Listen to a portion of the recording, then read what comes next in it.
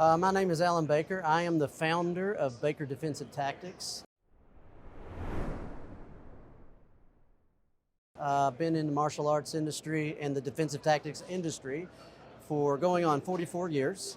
I've gone to an advanced standing in over 25 different martial arts. And one of the unique things I do in the protection industry is I design programs specifically around clients' environments.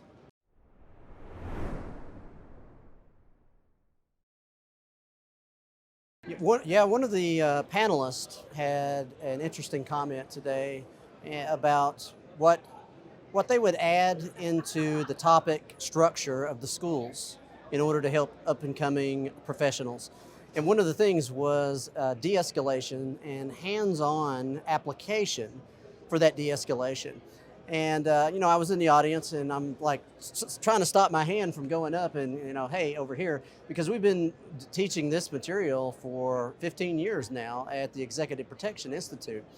When I originally got involved with the Executive Protection Institute, they brought me in to design a program specifically around their environment, specifically around the protection agents. So I came in, I went through the school, and was very fortunate to actually do some of the work and get involved in the industry. And from that, we built the program, the defensive tactics program, from the inside out, specifically for that culture and for executive protection agents.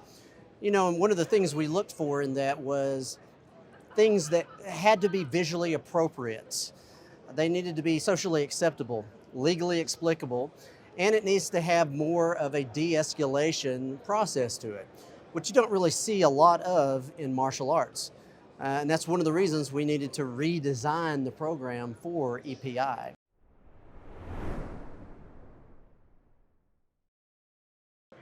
Yeah, I'd carry the umbrella for the client. Actually, a lot of the work that I've done work at Comic-Con events for highly recognizable clients, and most of the time the protection agent will stand behind them with the arms crossed.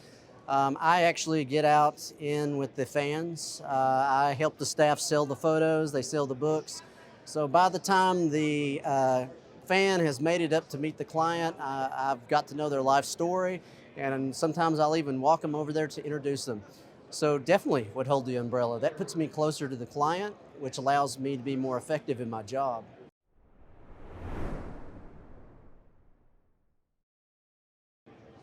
Okay, so when we first started teaching the protection response tactics program, it was all one phase, and we just taught it over the course of a day. But over the years, as we taught it, we realized that we had to specialize more in specific areas. So we started to break it out into different phases.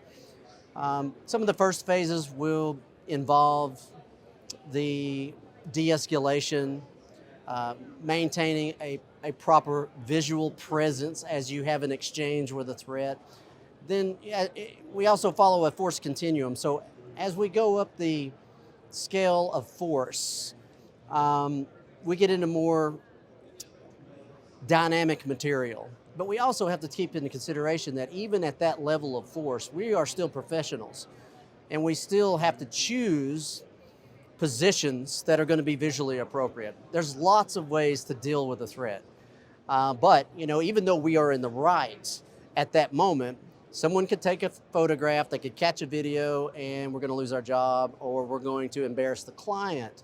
So with taking that into consideration, even at upper levels of force, we've got to choose physical placement and ideas that are still going to be visually appropriate.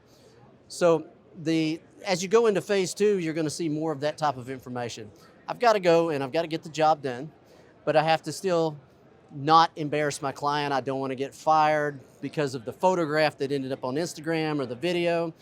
And then as we go through the next phases, we start to introduce the firearm into the material. And I start to work on being able to control it and take it from a potential threat. And I also want to be able to retain my firearm, because at close quarter, they want my gun too, or they don't want me to point it at them. So hands are going to go on it, and I need to know how to deal with that.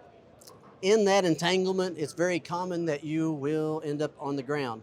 because gravity is not just a good idea, it's the law. So when we end up on the ground, for me, there's 5 different areas of study when ground fighting.